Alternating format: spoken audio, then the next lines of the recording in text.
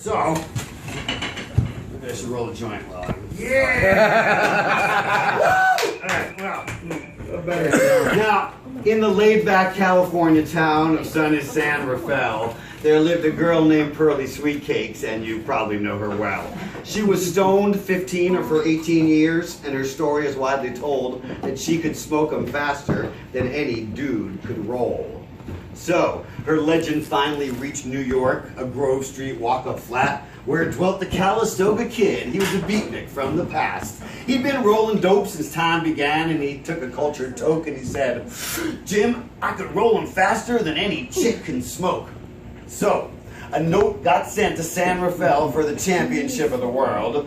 The kid demands a smoke-off. "We'll bring him on," says Pearl. "I'll grind his fingers off his hands. He'll roll until he drops," says Calistoga. "I'll smoke that chick till she blows up and pops."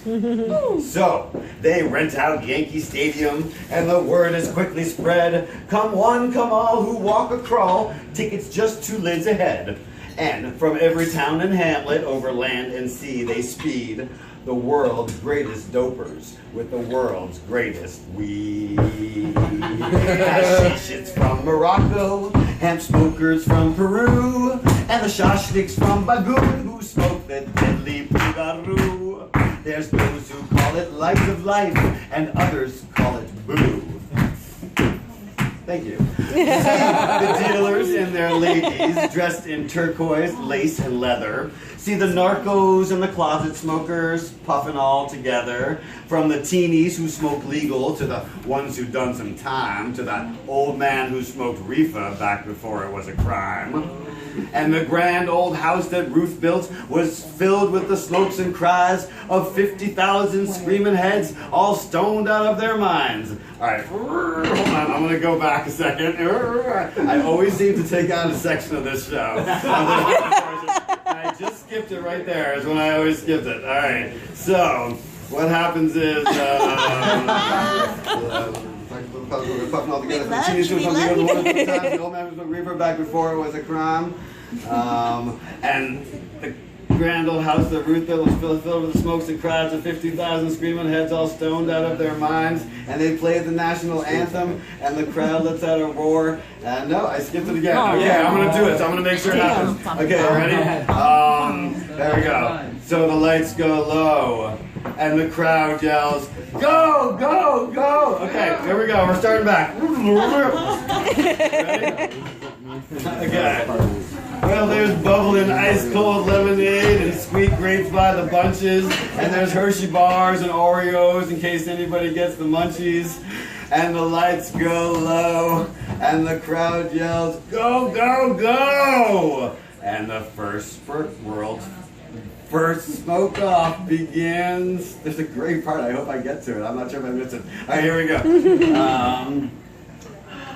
Man, this is a really awesome part, and I'm going to get to it. Let's see.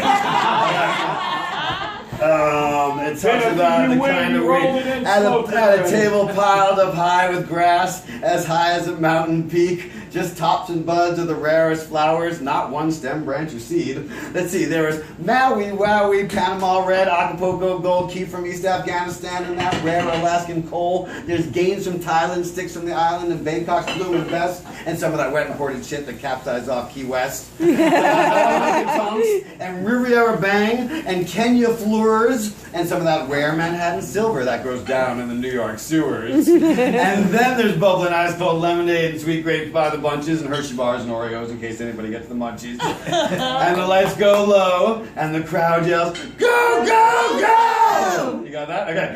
And the world's first smoke-off begins. Now we're back on track. Here we go.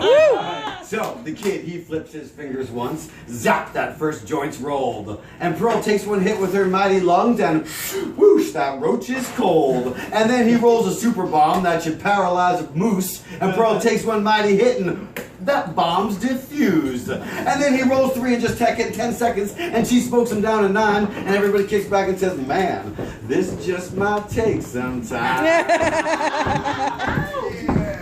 That's right. We'll still go on when you get back.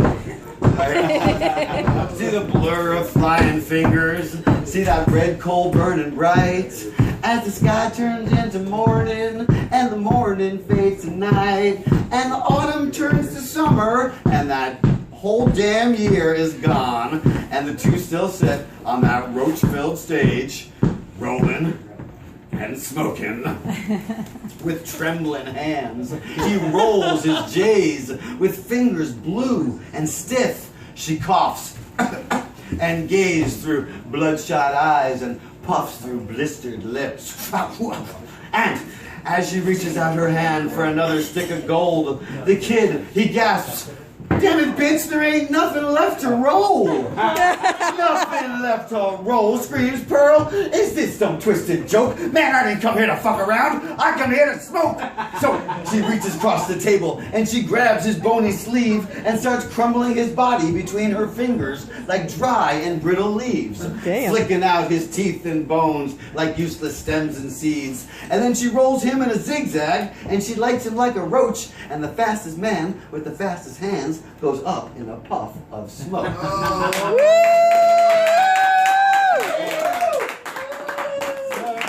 California town of sunny San Rafael still lives a girl named Pearly Sweet Cakes. You probably know her as well. She was stoned now 18 of her 21 years, and her story is widely told that she can smoke faster than any dude can roll. Well, off in New York City, on a street that has no name, lives the hands of the Calistoga Kid in the Viper Hall of Fame. And underneath his fingers, there's a little golden scroll that says, "Beware of being the roller when there ain't nothing left to roll."